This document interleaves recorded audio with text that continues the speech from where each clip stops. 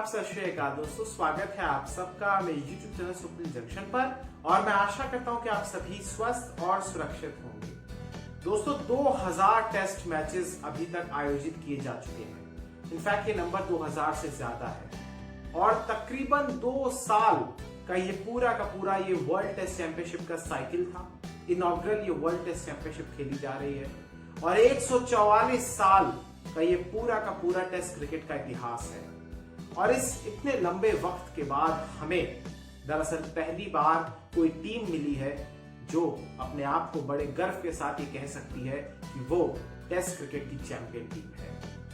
मैं बात कर रहा हूं दोस्तों भारत और न्यूजीलैंड के बीच खेले जा रहे वर्ल्ड टेस्ट चैंपियनशिप के फाइनल के बारे में। और ये आज इस पूरी की पूरी वर्ल्ड टेस्ट चैंपियनशिप सीरीज की आखिरी वीडियो है, क्योंकि अब ये पूरा जो ये सत्र हुआ 2 साल का, ये समाप्त हो चुका है। ये साइकिल अब खत्म हो चुकी है और अब नए सिरे से इसकी शुरुआत होगी।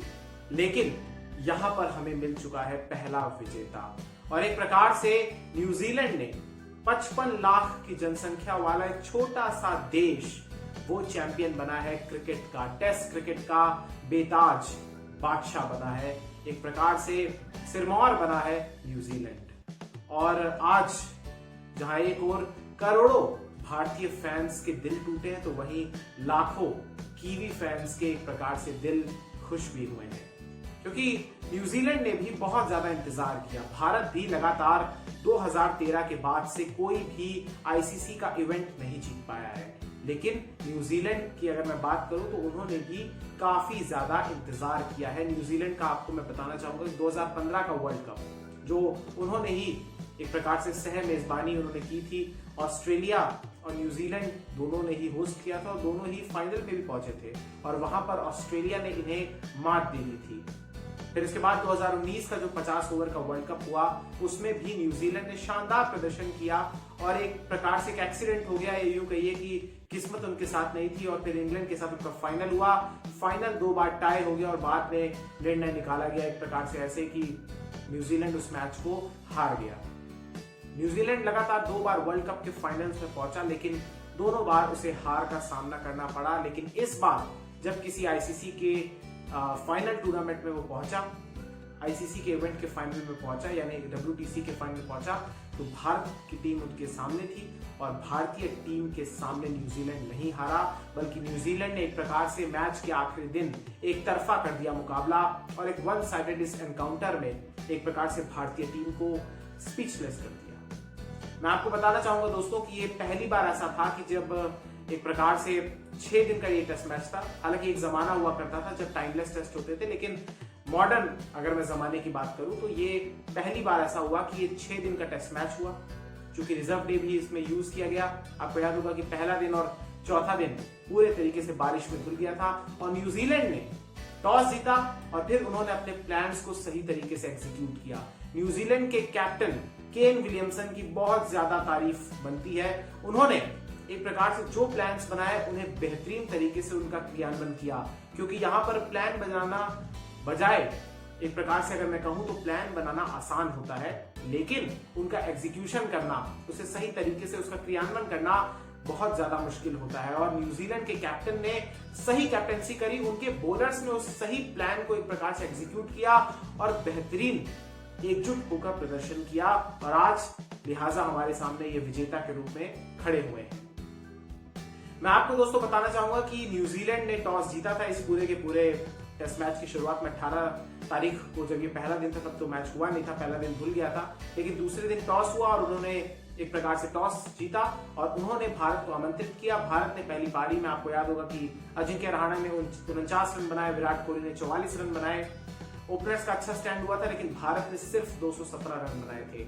ये कम थे, कंडीशंस टफ थी, इंग्लैंड की ओवरकास्ट मौसम था, पिच भी फास्ट बॉलिंग को तब मदद कर रही थी, इसलिए ये डिसेंट स्कोर माना जा रहा था, हालांकि बिलो पार था। लेकिन इसके बाद न्यूजीलैंड को भी हमने समेट दिया 249 रन पर। हालांकि टेल उनकी टेल थी, जो आखिरी के पुछल्ले बल्लेबाज होते हैं, उन्होंने ज्यादा रन बनाए, 100 से ज्यादा रन आखिरी के 5 विकेट ने उनके जोड़े। लेकिन फिर भी हमारे जो फर्स्ट इनिंग का स्कोर था उससे सिर्फ 32 रन आगे था न्यूजीलैंड और फिर भारत की बैटिंग आई और भारत की जब दूसरी पारी आई, यानी जो मैच का 5वां दिन था, क्योंकि चौथा दिन भी धुल चुका था, और 5वें दिन जब भारत की बैटिंग आई तो यहां पर भारत का प्लान ही नहीं समझ में आया।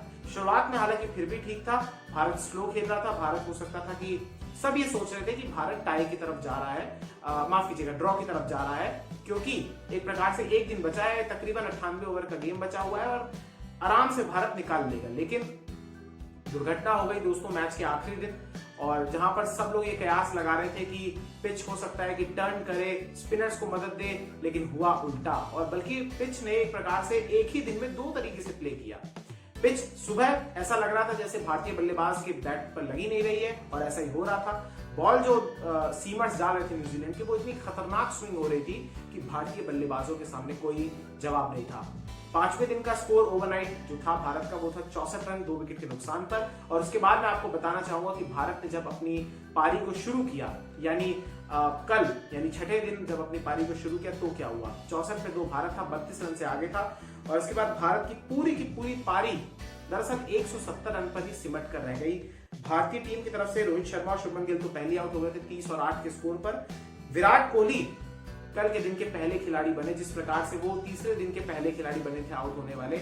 और इत्तेफाक देखिए कि उन्हें काइल जेमिसन ने ही आउट किया, और काइल जेमिसन के बारे में अगर एक बात का और जिक्र मैं करना चाहूंगा कि वो इस पूरे के पूरे फाइनल के मैन ऑफ द मैच यानी प्लेयर ऑफ द मैच भी बने हैं। शानदार उन्होंने दोनों पारियों को मिलाकर 7 विकेट्स लिए हैं, जिसमें एक फाइफर भी मौजूद है।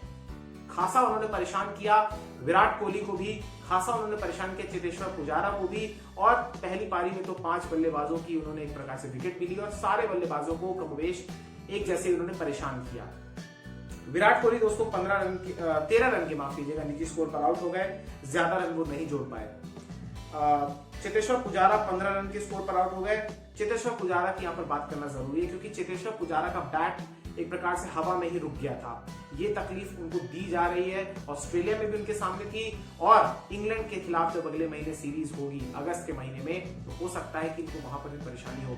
चेतेश्वर पुजारा का समझ नहीं आ रहा कि उनकी क्या हो गया है, क्योंकि इस पूरी की पूरी साइकिल के दौरान इतने प्रतिभाशाली क्रिकेटर ने एक भी शतक न लगाया हो, ये वाकई में आश्चर्यजनक है। हालांकि इस बीच उन्होंने 9 हाफ सेंचुरी जरूर लगाई है, लेकिन एक भी शतक ना होना भारत के उस बैट्समैन का जो कि एट 3 आते हैं, 1 डाउन आते हैं, ये बहुत ज्यादा चिंता का विषय है। उन्हें काम करना होगा इस बारे में। विराट कोहली की जहां मैं बात करूं दोस्तों, तो वो एक उसी टेम्पटिंग बॉल पर आउट हुई जो कि आउटसाइड जा रही थी, आउटसाइड ऑफ स्टंप जा रही थी, और वो उसी पर आउट हो गए। विकेट कीपर को उन्होंने कैच थमा दिया, और इसके बाद रहाणे भी काफी ज्यादा स्ट्रगल करते हुए दिख रहे थे। उन्होंने भी सिर्फ 15 रन बनाए दोस्तों। ऋषभ पंत, इनका जिक्र करना जरूरी है। हालांकि एक बात ये भी है, इस तस्वीर को आप दूसरे तरीके से देखिए तो ऋषभ पंत इस पूरी की पूरी पारी में सबसे ज्यादा स्कोर बनाने वाले बैट्समैन है। 41 रन उन्होंने पारी खेली, लेकिन सबसे ज्यादा सवाल भी उन्हीं पर उठेंगे, क्योंकि ये एक ऐसा मैच है जहां पर उस बल्लेबाज से रन नहीं बन रहे जो अपनी पारी को शुरुआत कर रहा है। सिर्फ उसी बल्लेबाज से रन बने यहाँ पर जो सेट हो गया, जिसने ज्यादा गेंदें खेली। हालांकि एक आध कोई अपवाद हो सकता है पुजारा के रूप में, लेकिन अगर मैं बात करूं तो आप देखिए ऋषभ पंत ने 88 गेंदें खेली, 41 रन बनाए, लेकिन उस समय उन्होंने वो शॉट खेल दिया हवा में जो शायद उसकी जरूरत नहीं थी। अगर वो टिके रहते तो भारत हो सकता था कि ये जो स्कोर इन्होंने फाइनल बनाया 170 का, जो भारत की दूसरी पारी का स्कोर है, कुल मिलाकर तीसरी पारी का स्कोर है, ये हो सकता था कि 170, 220, 230 भी हो सकता था। लेकिन ऋषभ पंत ने उस खराब शॉट को खेला और फिर वो आउट हो गए। मैं यहाँ पर आपको बताना चाहूंगा दोस्तों कि ऋषभ पंत आउट हुए, लेकिन उसी के साथ साथ रविंद्र जडेजा उनसे पहले आउट हुए 16 रन के निजी स्कोर पर। रविचंद्रन अश्विन भी 7 रन पर आउट हो गए। मोहम्मद शमी 13 रन पर आउट हो गए। ईशांत शर्मा 1 रन पे नाबाद रहे, और आखिरी बल्लेबाज आउट हुए जसप्रीत बुमराह 0 के स्कोर पर। अब यहाँ पर सीन ये खराब हुआ दोस्तों कि जिस दिन भारत का ओवरनाइट स्कोर था 5वें दिन, वहां पर तो भारत आराम से धैर्य के साथ बैटिंग कर रहा था, लेकिन आखिरी दिन आते हुए हमें समझ ही नहीं आया कि भारत किस गेम प्लान के साथ आया। क्या भारत के दिमाग में ये चल रहा था कि बैटिंग करके हम तेजी से बैटिंग करें, रन बनाएं और हम न्यूजीलैंड को मौका दें और जीते? क्या ये चीज चल रही थी, या फिर भारत के दिमाग में ये चल रहा था कि हम एक प्रकार से ड्रॉ करा लें? क्योंकि ड्रॉ की संभावना भारतीय टीम में या उस पूरे के पूरे खेमे में नहीं दिख रही थी। ये सत्य है दोस्तों। अचानक से बल्लेबाजों ने अजीब अजीब प्रकार के शॉट्स खेलने लगे। जो भी आ रहे थे वो शॉट्स खेल रहे थे, जहां पर इस समय डिमांड ये थी कि आप टिक कर खेलते, लेकिन हुआ ऐसा बिल्कुल नहीं, और खामियाजा हम सबको भुगतना पड़ा। टीम ने सिर्फ 170 रन बनाए और उसमें से आप 32 माइनस कर दीजिए तो तकरीबन 139 रन का ये टारगेट दिया था दोस्तों, जिसे न्यूजीलैंड ने बड़ी आसानी के साथ 140 रन उन्होंने कुल बनाए, 8 विकेट से इस टूर्नामेंट को जीत लिया है।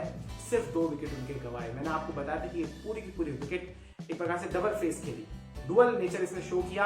आप देखिए कि जब फर्स्ट हाफ में जब भारतीय बल्लेबाज बैटिंग कर रहे थे लंच से थोड़ा आगे तक, 30 से पहले तक, तब ऐसा लगा था जबरदस्त स्विंग हो रही है, लेकिन इसके बाद धूप निकल आई। हालांकि धूप उस टाइम भी थी, लेकिन फिर ऐसा हुआ कि हमारे जो तेज गेंदबाज है एक प्रकार से बेअसर रहे।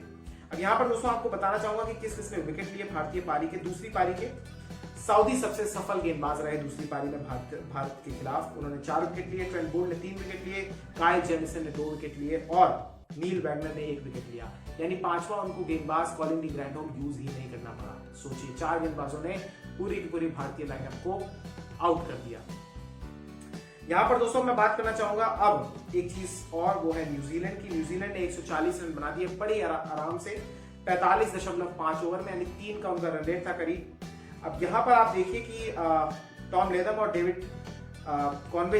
कॉनवे जो है ये जल्दी आउट हो गए। इन दोनों के विकेट्स दरअसल लिए रविचंद्रन अश्विन ने। सोचिए एक ऐसा मैच जिसमें एक खेमा एक भी स्पिनर के साथ नहीं उतरा है, दूसरे खेमे में 2 स्पिनर है, उसमें भी आखिरी दिन स्पिनर ने ही 2 विकेट लिए, हमारे पेसर्स ने विकेट नहीं लिए।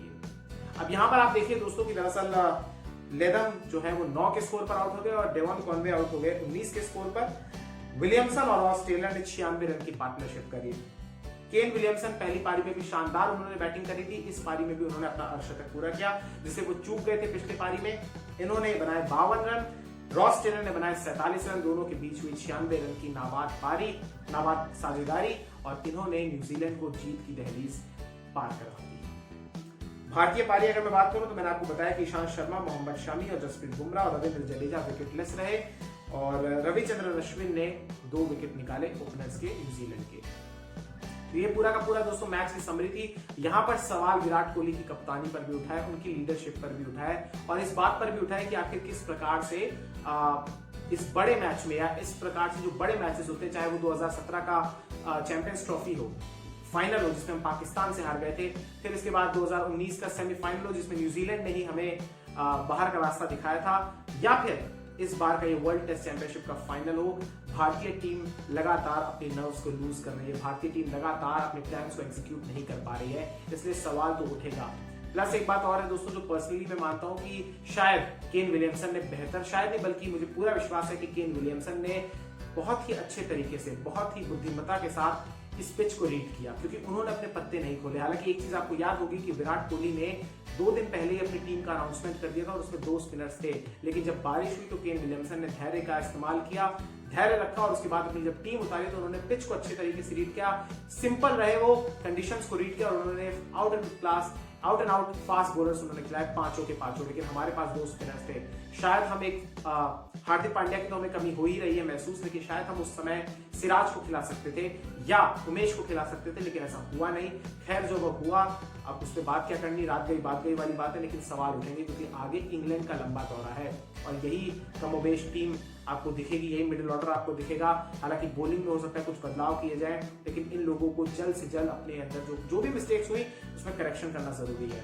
हालांकि एक बात का जिक्र और मैं करना चाहूंगा दोस्तों कि एक प्रकार से भारतीय टीम को पूरे तरीके से आलोचना नहीं करनी चाहिए, क्योंकि हमें याद रखना चाहिए कि भारतीय टीम नंबर 1 टीम थी टेस्ट चैंपियनशिप के दौरान, लेकिन फाइनल मैच में वो होता है ना, जैसे आप स्कूल में इंटरनल में चाहे कितने भी नंबर ले आए, लेकिन अगर आप एक्सटर्नल में कम नंबर लाए या फेल हो गए तो फिर उसके बाद आपको कोई पूछता नहीं है। यानी यहाँ पर इतिहास जिन्होंने रचा उन्हीं को सब याद रखते हैं, दूसरे सारे के सारे इतिहास को पढ़ते हैं। तो यहाँ पर बात इसलिए भी है क्योंकि भले ही भारतीय टीम टेस्ट उस पॉइंट्स टेबल में नंबर 1 टीम थी और भारतीय टीम ने 17 में से 12 मुकाबले भी जीते थे, लेकिन यहाँ पर न्यूजीलैंड की टीम जीती जिन्होंने कम मौकों में ज्यादा अच्छा परफॉर्म किया। 11 मैचेस ही खेले, 7 उसमें से जीते। विदेश में ऑस्ट्रेलिया से हारे थे, लेकिन श्रीलंका से उन्होंने ड्रॉ कराया। पाकिस्तान, भारत और वेस्ट इंडीज को अपने घर में हराया। भारतीय टीम का मैं जिक्र करूं तो भारतीय टीम ने ऑस्ट्रेलिया को शानदार पटखनी दी थी और इंग्लैंड को अपने घर में हराया था, वेस्ट इंडीज को वहां पर हराया था। न्यूजीलैंड से हम हारे थे और न्यूजीलैंड से हम यहाँ पर भी हारे, तब भी हारे थे और इस बार भी हारे। न्यूजीलैंड ने यानी अपने घर में भी हमें मात दी और इस न्यूट्रल वेन्यू में भी हमें हार दी, परास्त कर दिया। और भारतीय टीम ने दक्षिण अफ्रीका और बांग्लादेश को अपने अपने घर में हराया था, यानी हमारे घरेलू श्रृंखला में उन्होंने हराया था। एक प्रकार से न्यूजीलैंड इस पूरे के पूरे आईसीसी रैंकिंग की नंबर 1 टीम है। पॉइंट्स टेबल में वर्ल्ड टेस्ट चैंपियनशिप साइकिल के दौरान हमने जब 6 सीरीज के बाद रिजल्ट आए, 6 सीरीज खत्म हो चुकी थी, तब हम नंबर 1 टीम थे, लेकिन रैंकिंग्स में न्यूजीलैंड नंबर 1 टीम थी, भारत नंबर 2 थी। यानी ये मुकाबला नंबर 1 वर्सेस नंबर 2 का था और इसमें अंततः इवेंचुअली नंबर 1 टीम, बेहतरीन टीम जिसने अपने सारे प्लान्स का वेल एग्जीक्यूट किया, अब एक प्रकार से दूरदर्शी सोच रखी, बेहतरीन टीम खिलाई, फास्ट बॉलर्स ने अच्छा परफॉर्मेंस किया, बैट्समैन ने अच्छा खेला और धैर्य रखा और ये टीम को जीत गई। न्यूजीलैंड है नई विजेता नहीं बल्कि पहली बार विजेता वो क्राउन हुई है। याद कीजिए कि 1975 का विश्व कप वेस्ट इंडीज से जीता था, 2007 का T20 विश्व कप जो पहली बार हुआ था वो जीता था MS धोनी ने और भारतीय टीम ने, और फिर इसके बाद ये जो आपका WTC फाइनल हुआ है ये जीता है दरअसल केन विलियमसन ने। यानी जो ये तीनों फॉर्मेट्स हैं इस गेम के, इस ग्रेट क्रिकेट के, ये तीनों अब पहले हो चुके हैं। क्लाइव लॉयड की वेस्ट इंडीज, MS धोनी की इंडिया और केन विलियमसन की न्यूजीलैंड बनी है एक प्रकार से चैंपियन पहले आईसीसी के इनॉग्रेल टूर्नामेंट्स की। तो इसी के साथ दोस्तों अब नई साइकिल का शुरुआत होगी अब उसकी। और हाँ, एक चीज और है कि बीजे वॉटलिंग जो कि न्यूजीलैंड के सबसे सफल विकेट कीपर बने हैं, सबसे ज्यादा कैप्ड विकेट कीपर बैट्समैन बने, वो रिटायर हुए हैं। सो मैं उनको भी गुड विशेस देना चाहूंगा। बेहतरीन उन्होंने भी परफॉर्मेंस की है न्यूजीलैंड के लिए। और भारतीय टीम के लिए बस इतना कहना चाहूंगा कि देखिए it was one of match, लेकिन हाँ ये एक प्रकार से इस मैच का या किसी भी गेम का एक रूल होता है कि आपको जीतना है, या कोई ना कोई टीम जीतेगी कोई ना कोई टीम हारेगी, लेकिन बस एक चीज है कि शायद हमने कैजुअली लिया इस गेम को, शायद हमारी प्रिपरेशंस नहीं थी, उस तरीके की प्रैक्टिस मैचेस हमने नहीं खेले, एक इंट्रा स्क्वाड मैच हुआ, लेकिन हमको शायद ये करना चाहिए था कि जिस प्रकार से न्यूजीलैंड बेहतरीन तरीके से प्रिपेयर करके आया था। न्यूजीलैंड के पास हमारे हर बल्लेबाज के लिए टफ क्वेश्चंस थे और हमारे लिए आंसर करना उन्हें टफ हो रहा था। न्यूजीलैंड ने इंग्लैंड को भी पटखनी दी थी, लिहाजा हमें शायद कुछ दिन पहले जाना चाहिए था क्योंकि IPL सस्पेंड हो चुका था, और अगर हम वहां की किसी काउंटी के साथ टेस्ट मैच खेल लेते, प्रैक्टिस मैच खेल लेते, तो शायद हमें भी मैच प्रैक्टिस हो जाती। लेकिन यहाँ पर क्रेडिट गोज टू न्यूजीलैंड, कोई भी उनसे क्रेडिट नहीं ले रहा क्योंकि वो बेहतरीन टीम साबित हुई और उन्होंने एक दूसरी बेहतरीन टीम को मात दी है। यानी ये एक प्रकार से ग्रेटेस्ट ऑफ ऑल टाइम ये पूरा मुकाबला था, बेस्ट वर्सेस बेस्ट का ये मुकाबला था, जैसा कि IPL का एक थीम था एक बार में, और यहाँ पर इंडियन टीम को मात दी है न्यूजीलैंड ने। बहुत बहुत बधाई हो न्यूजीलैंड की टीम को भी, और वो डिजर्व भी करते हैं, और मैं उम्मीद करता हूँ कि भारतीय टीम इस पूरे के पूरे मैच से उभरेगी और इसके बाद इंग्लैंड के खिलाफ जो कि बहुत ही मुश्किल दौरा होगा वहां पर शानदार प्रदर्शन करेगी और अपनी नीतियों में भी थोड़ा बदलाव जरूर करेगी। बहुत बहुत शुक्रिया, बहुत बहुत धन्यवाद। जय हिंद, जय भारत, वंदे मातरम, इंकलाब जिंदाबाद, सत्यमेव जयते। नमस्कार।